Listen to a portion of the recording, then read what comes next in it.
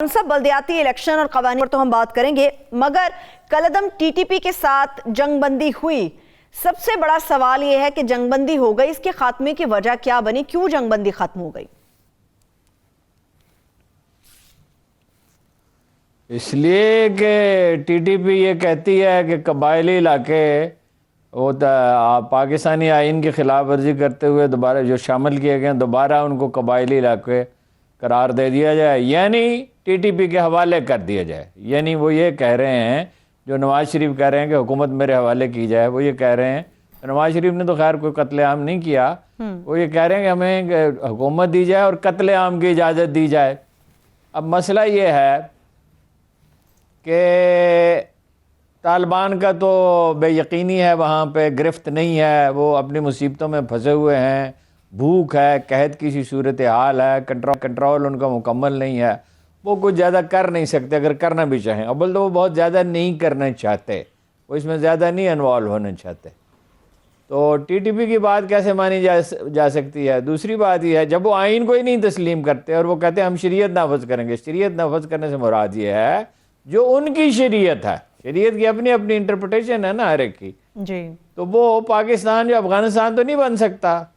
और दूसरी बात यह है कि वहाँ तो तालिबान को अवाम की हमायत हासिल थी, एक बहुत बड़ी तादाद की हमायत हासिल थी। बाद में गुलबदीन हिकमत यार जो पश्तून बेल्ट में सबसे ज़्यादा मौसर है तालिबान के बाद, और कभी उनसे ज़्यादा मौसर भी हो सकता है, उसकी हमायत भी हासिल हुई। और उनके मुकाबले में कोई दूसरा फरीक तो था ही नहीं। जैसे तालिबान ईरान में इमाम ख़मीनी के मुकाबले में दूसरा फरीक जो था वो बहुत कमज़ोर था और वो एलिमिनेट हो गया वक्त के साथ, तोदा पार्टी थी, कम्युनिस्ट पार्टी। तो यहाँ तो उनकी कोई हमायत ही नहीं है, तो वो कह रहे हैं कि हमें एक पैरेलल हुकूमत बनाने की इजाज़त दें। दूसरी बात यह है, और वो कर नहीं सकते, फ़र्ज़ कीजिए हुकूमत करना भी चाहे, अव्वल तो करना नहीं चाहेगी, अगर करना चाहे तो अदालतें कैसे इजाज़त देंगी? फिर ये है कि सुप्रीम कोर्ट में जब बुलाया गया इमरान खान साहब को और उनसे कहा गया कि एपीसी के शहदा के जो लोग ज़िम्मेदार हैं, बच्चों को शहीद किया बेदर्दी और बेरहमी से और बेईमियत की कोई इंतहा नहीं है, इतना सफाकी का मुजाहरा किया, आप उनके सामने सरेंडर करना चाहते हैं? और इशारा अदालत का इस तरफ था, एक बार फिर कहा सरेंडर करना चाहते हैं, जैसे मशरकी पाकिस्तान में सरेंडर किया था। तो ज़ाहिर है उसकी तो नौयत और थी। तो उन्होंने कहा कि बिल्कुल नहीं, और जो हुक्म अदालत देगी उसकी पैरवी करेंगे। तो ये बिल्कुल ही मुज़क्का खेज़ और बचगाना उनके मुतालबात हैं। और वो मेरा ये ख्याल है कि कोई सपोर्ट सिर्फ तालिबान की नहीं है, उनके अंदर पेनिट्रेशन, इस तरह के ग्रोह में पेनिट्रेशन बहुत आसान होती है। CIA की हो सकती है, MI6 की हो सकती है, रा की हो सकती है, रा की तो डेफिनेटली होगी, क्योंकि यहाँ जो दूसरे लोग उनके साथ हैं, मसलन अलकायदा वाले हैं, दाइश वाले हैं, अच्छा वो उनके फुटप्रिंट्स तो मिलते हैं इंडिया में भी, इंडिया में उनको पनाह भी दी जाती है, तरबियत भी दी जाती है, उनकी हौसला अफजाई भी की जाती है। और इंडिया ज़ाहिर है चैन से तो नहीं बैठेगा, वो भी अब अगर बराह रास्त नहीं तो बाद औक़ात ऐसा होता है कि वो कोई पार्टी के लीडरों से, किसी गिरोह के लीडरों से नहीं बात करते, इनडायरेक्टली इंटेलिजेंस एजेंसियाँ इस तरह काम करती हैं कि बाद औक़ात वो तंजीमें इस्तेमाल होती हैं, उन्हें पता तक नहीं होता। तो जाहिर है कि उनकी तो कोई बात मानी नहीं जा सकती। अच्छा, फिर ये है कि मेरा ये ख्याल है कि इस्टेब्लिशमेंट की भी रिजर्वेशन इसमें होगी, डेफिनेटली होंगी, इसलिए कि उनसे मुज़ाकरात करने का मतलब ये, कितने लोग शहीद हुए कबायली इलाकों में, कितने हुए बताइए? 4000 आदमी शहीद हुए, 4000 फौजी अफसर और जवान शहीद हुए, और अफसरों का तनासब बहुत बड़ा था। अच्छा, फिर ये है कि आप उनको माफ़ कर दें और उनको जनाब बिल्कुल यानी कोई किसी तरह का मुआवजा न करें। वो APC में जो बच्चे शहीद हुए, जो शहरी शहीद हुए 60-70 हज़ार, उनका कौन जिम्मेदार है? दुरुस्त। तो दरअसल जब इस तरह से मुज़ाकरात की इब्तदाई नहीं होनी चाहिए थी, इमरान खान साहब की शुरू से इस बारे में जो अंदाज़ फ़िक्र रहा है वो नाक़िस रहा है। उन्होंने कहा था इनको यहाँ दफ्तर बनाने की इजाज़त दी जाए पेशावर में, उन्होंने जनरल राहिल शरीफ के दौर में और उससे पहले जनरल कैनी के दौर में फ़ौजी ऑपरेशन की मुखालफत की, हालांकि उस ऑपरेशन के नतीजे में अमन कायम हुआ। अगर पाकिस्तान लीबिया नहीं बना, इराक़ नहीं बना, शाम नहीं बना, افغانستان جیسی صورتحال پیدا نہیں ہوئی تو اس کی وجہ وہ آپریشن تھے. ٹھیک درست. پاکستانی حکومت کے فیصلے خواہ بالکل غلط ہوں, اس کے نتیجے میں یہ نہیں ہو سکتا. بہت سے غلط فیصلے کیے پاکستانی اسٹیبلشمنٹ نے بھی, حکومت نے بھی, لیکن یہ نہیں ہو سکتا کہ کوئی ہتھیار اٹھا لے اور عام شہریوں کو قتل کرنا شروع کر دے. یہ قاتلوں کا ایک درندوں کا گروہ ہے, اس کے ساتھ مذاکرات کا کیا مطلب ہے؟ یہ تو تھا ایک آپشن طالبان کے کہنے پہ اختیار کیا گیا تھا, اور میرا خیال ہے کہ اس میں بھی یہ تھا کہ ٹائم گین کیا جائے. دیکھیں اگر یہ معقولیت اختیار کرتے ہیں تو کچھ راستہ نکالا جا سکتا ہے. پھر یہ تھا کہ جو قاتل ہیں, جو معلوم ہے قاتل ہیں, جنہوں نے بے گناہوں کو قتل کیا ہے, وہ کہتے ہیں ان کو رہا کر دیں سب کو, اور ایک ٹیم بنائیں پھٹافٹ. اور ٹیم بھی ظاہر ہے انہیں وہ چاہیے جو ان کی مرضی کی ہو. جیسے نواز شریف صاحب نے بنائی تھی, ان کو بھی منع کیا گیا تھا, مگر وہ بعد نہیں آئے تھے. ان کو بتا دیا گیا تھا کہ بھائی یہ مولویوں کو نا آن بورڈ لیجئے گا, یہ ٹیک اوور کر لیں گے. اور انہوں نے ٹیک اوور کر لیا تھا, اور وہ ایک تو آدمی انہوں نے نامزد کیا, اور دوسرا جس کو نامزد کیا اس نے خود ہی نامزد کر دیا. اور جو باقی لوگ رکھے تھے وہ بھی آپ کو پتہ ہی ہے وہ کتنی صلاحیت ان میں تھی. وہ ہمدرد تھے طالبان کے, ان میں سے جن لوگوں کو کیا گیا تھا. تو جو ہمدرد ہیں وہ کیسے, آپ مذاکرات کرنے جاتے پوزیشن آف اسٹرینتھ سے, مذاکرات وہ کریں گے, ایک وقت آئے گا کہ وہ مذاکرات کریں گے, لیکن ذرا صورتحال بہتر ہوتی ہے. پاکستان آرمی کمزور نہیں ہے, نا ISI کمزور ہے.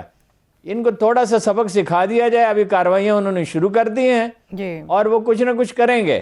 لیکن اگر وہ دن گزر گئے جب ہفتے میں 3 سے 5 دھماکے ہوتے تھے, جب انڈیا سے بے پناہ سرمایہ آ رہا تھا, جب خواجہ خیلہ کی ہائٹ پہ اسٹیٹ آف آرٹ ہاسپٹل انہوں نے قائم کر لیا تھا, جب کوئی پیسے کی کمی نہیں تھی, جب ہر وقت وہ راہ کے ساتھ رابطے میں رہتے تھے, ان کو کمیونیکیشن نیٹ ورک بھی بنا کے دیا. اگر وہ دن گزر گئے اور امریکہ اس کو اوور لک کرتا تھا, نظر انداز کرتا تھا جان بوجھ کے, تاکہ پاکستان کمزور رہے اور بلیک میل کیا جا سکے اس کو, اگر وہ دن گزر گئے تو یہ کون سا اس سے بڑا چیلنج تو نہیں ہے پاکستانی فوج نمٹ لگی. یہ بھی گزر جائے گا بالکل.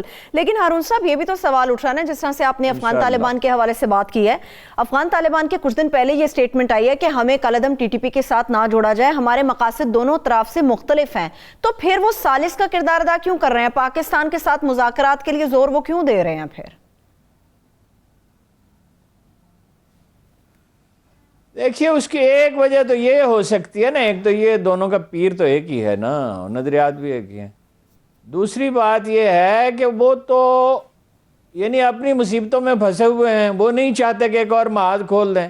یعنی یہ اس قسم کے لوگ ہیں, یہ تو مرسنریز ہیں نا, جو انڈیا سے پیسے لے سکتے ہیں. وہ کیا نہیں کر سکتے؟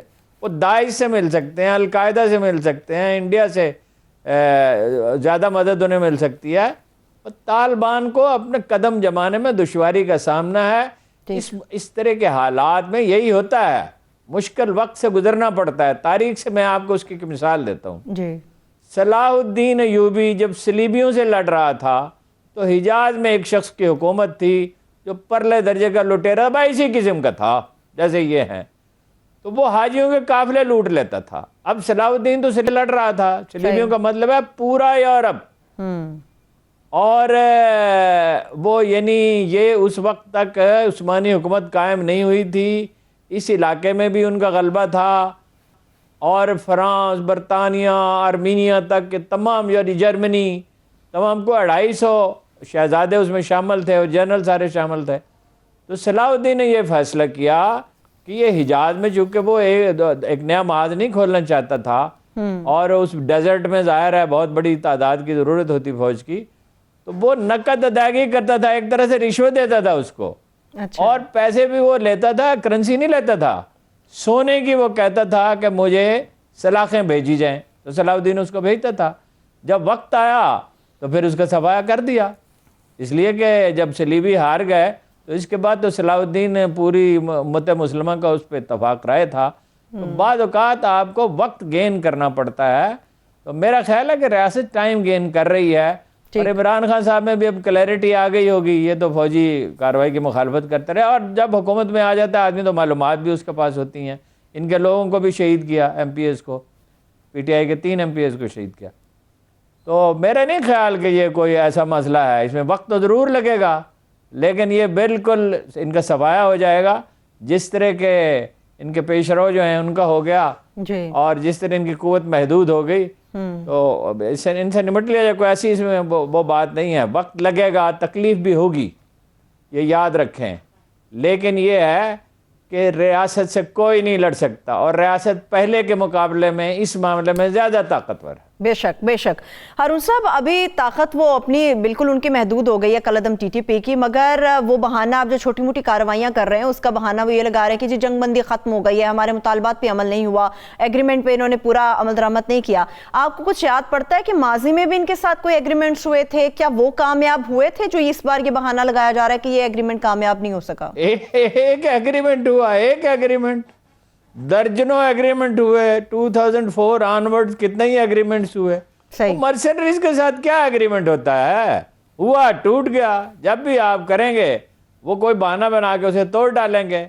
دیکھیے ان کا تو ان کا وجود، ان کی بقا، ان کا فروغ اور ہر اس چیز پہ منحصر ہے کہ لڑائی جاری رہے. لڑائی جاری رہے گی تو پیسے ملیں گے نا، اور پیسے تھوڑے سے نہیں ہوتے.